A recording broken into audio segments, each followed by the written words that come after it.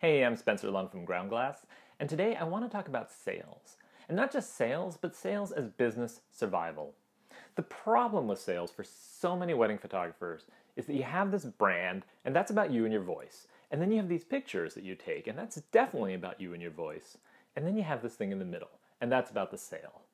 Today, I'm going to talk about two different ways to handle those sales. And both have been shown to work, both make money, but only one builds real value. See, I believe that connection is the essence of communication. If you want to break the loop of diminishing values and sales guilt that stops us from building stronger, better businesses, you have to build that connection. But here's the thing. It's not just any connection.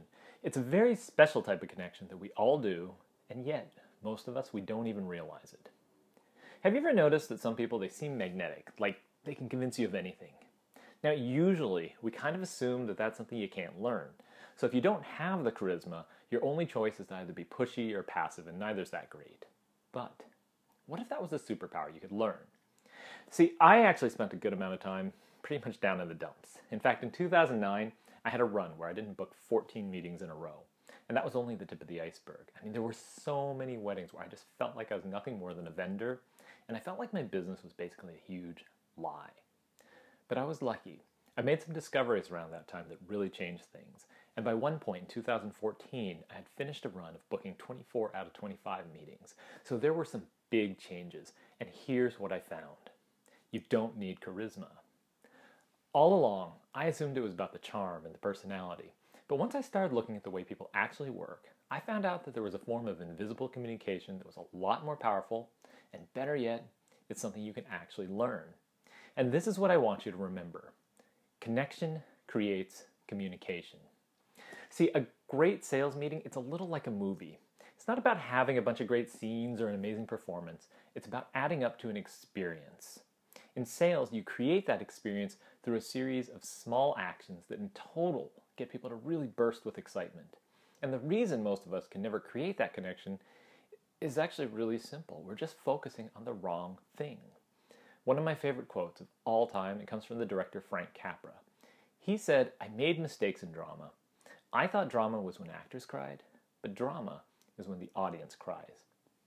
And the mistake that most people make in their sales is they focus on explaining and showing instead of learning how to make people react.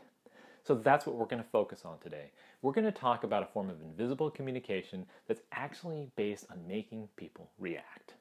Let me give you an example of what I mean. Let's suppose I'm selling a car. I say it's on sale for $20,000. You love the car, you'd pay that much, but you figure, let me offer $17,000 just to see what happens. Now, keep in mind, there is nothing wrong with the car. It's in great shape, but for whatever reason, right away, I just say, okay, that sounds great. Now, what do you think? Every time I run this by anyone, there are only two different responses people give me. They either say, well, what's wrong with the car?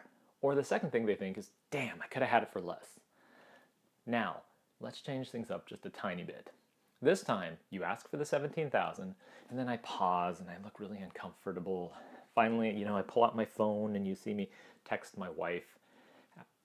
After a while, I finally come back to you and I say, well, how about $19,000? You say 18, we settle on 18.5, done. Now, you've just paid $1,500 more, but here's the crazy part, you're actually happier. I mean, rationally, this makes no sense. On the surface, in the second scenario, I'm just offering different prices and worse ones. But here's what's really going on. My actions, they're signaling to you that I think the car's worth more. All that discomfort and hesitation, it's telling you that the car's in good shape, that I think you're getting a good deal.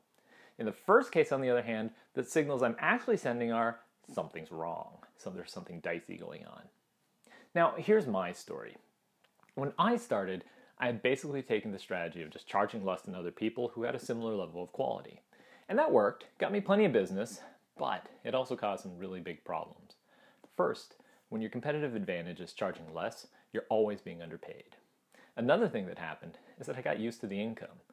So, taking risks got scarier and scarier because I was starting to rely on being underpaid that amount because my lifestyle required it. And if that wasn't bad enough, it was pretty common that people hired me for what I cost instead of what I did. So I had a lot of bad mismatches.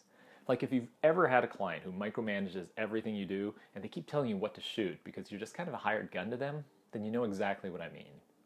The whole thing was a vicious cycle where I'd be paid less, I'd become afraid to take the risks I needed to grow, and then I'd get more clients who didn't fit, so there were fewer opportunities to improve.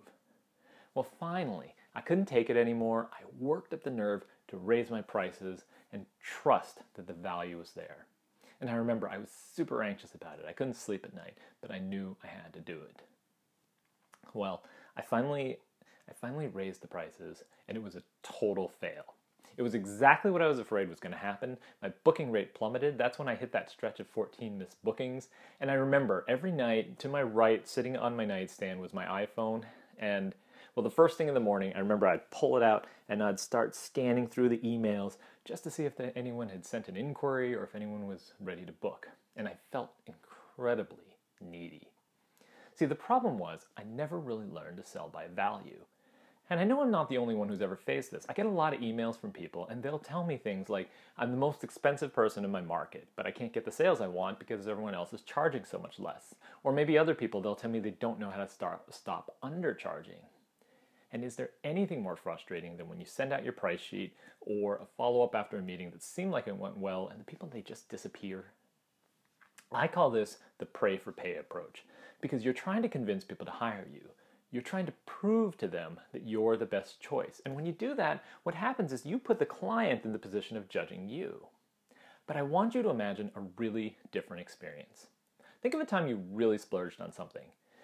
Now, I'll bet before you bought that thing, you couldn't stop thinking about it. If it was clothing, you probably thought about yourself wearing it, and you imagined how people would react and all the places you would be able to use that thing. If it was technology, you were thinking about how much easier your life was going to be.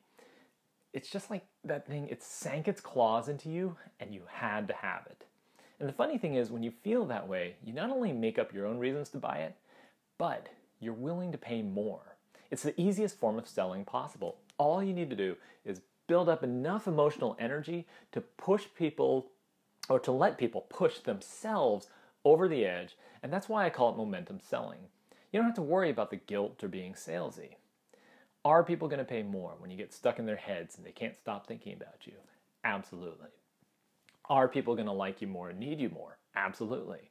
In other words, just like the case with a car, if you can send the right cues, people are going to both pay more and like you better for it. And what's really amazing is that when people get excited about you, they want the most you possible. It's like oxygen. Suddenly you can breathe. Everything becomes more fun and colorful, and you create better work that's more interesting. And that starts a feedback loop that brings people in who are more attracted to what you do and people who are willing to pay more. So it keeps building on itself. And unlike pray for pay, here you don't need to prove anything. You just focus on creating a reaction, making people feel. See, it's all about connection. Now, one thing I want to be clear about here, when I say connection, I don't mean being best buddies. I mean, that can be great, but it's not what I'm talking about.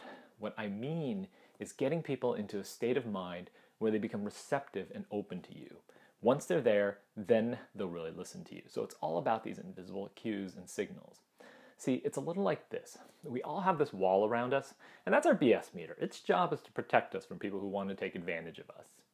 The thing is, the BS meter, it's constantly evaluating everything that's going on, and it is really sensitive to anything salesy. So much so that even if you're telling the truth, people, they're going to push back when they're seeing the world analytically.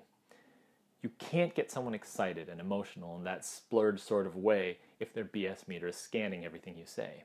You have to find a way to bypass it. And let me give you a simple example of a way that you can bypass it. I call it the transformation strategy. Now, the transformation strategy is a really cool way to prove things to people without doing anything. It's pure psychology at work, and here's how it goes. Suppose you want to show someone you're reliable. And this is something I actually use because I think reliability is a huge part of wedding photography, and frankly, it's a big part of any service. Now, how do you show reliability? Because we know just talking, that's not going to be enough. The BS meter is active, people are going to be pushing back. I mean, if someone said to you, trust me, are you actually going to trust them? In fact, the real message if someone says trust me is probably the exact opposite, right? They're telling you not to trust them. Instead, here's what you do. Think of all the traits a reliable person would have in the eyes of your target audience. Then transform yourself into that person. See, if you look like a duck and quack like a duck, people just assume you're a duck. The doubts don't come up because you're sending an invisible message to your client's brains that you're reliable. Basically, the transformation strategy, it removes problems before they actually happen. And it's super easy. I mean, some of the things you can do, like I'll send a confirmation to people with a little outline talking about what we're going to go over. There'll be directions included to the office. When we meet, I have a specific routine that we go through that looks intentional and prepared. And, well, it is intentional and prepared. And then, I have little things like a specific pencil I use, certain clothes I wear, all things designed to suggest reliability. Now, these are all very minor, small things. But the truth is, most people, they never create a strategic approach to how they look and how they present themselves to create a certain reaction in people. Imagine if you walked into an accountant's office and there were piles and piles of papers and stuff on the ground and Post-its sticking out, and there was this worn desk. I mean, what are you going to think? Now, instead, what if it was really organized? Everything's nicely filed away. Everything looks pristine. Who are you going to hire? Who are you going to pay more for? It is all about perception. Remember, you can use the transformation strategy for things other than reliability. Like you could show you're cool or funny or irreverent or whatever. But the point is, it's transparent. It doesn't trigger the BS meter because there's no true or false to evaluate. There's no statement you're making. People just see cues and they assume you're however you want to be perceived, in this case, reliable.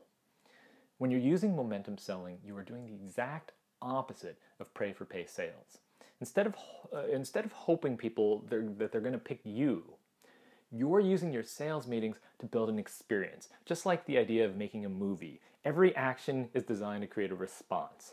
Remember, drama is when the audience cries, right? You're taking control of what people feel. It's like creating a channel straight into their minds and their hearts. And the best part of it is that it actually serves your clients better. Once you lay a foundation that puts your client at ease and lets them trust you, you remove the barriers that stop people from having deep conversations. A lot of people ask me, how do I increase value? And the answer is super easy. You just have revealing, meaningful conversations that help your client. It's not just building value. I mean, that is value. And when you shift the focus to building connection and creating reaction, you fundamentally change the relationship between you and your client. You don't have to sell them anymore. You don't have this weird transition from the work to the price where suddenly everything gets a little uncomfortable. Instead, what you do is you remove the walls and you open up your clients to sharing and really wanting to learn about you. When people come into a sales meeting, they're guarded. Think about the last time you were shopping for something. How many times have you told someone, "Oh, I'm just looking," when they asked you if they could help? And you really could have used their help, but you just didn't want to deal with the pressure. What's happening is you're turning your potential clients into fans instead of just clients or customers. And you're letting yourself focus on helping them instead of doing something all for the money. So, connection creates communication. That's where you want to start.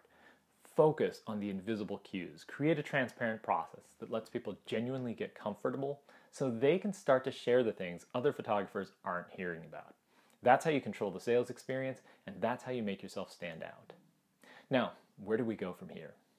In the next few days, I'm going to roll out the next video in this series where we're going to start to work on building a framework for momentum selling. Before we get there, I do want to take a second to talk a little bit about the Ground Glass community. This is a community dedicated to breaking personal barriers and living bold, true lives. Photography, business, life, it should all be personal. If you believe in constant growth by sharing knowledge, I'd love it if you shared these free webinars to other wedding photographers, maybe in groups or individually. I know that there are so many people trying to get control of their business. You go into something like photography for the passion, and I want to see that stay alive. So that's it for now. Please be sure to leave a comment down below about today's webinar, and I'll be back in a few days. I'll see you then.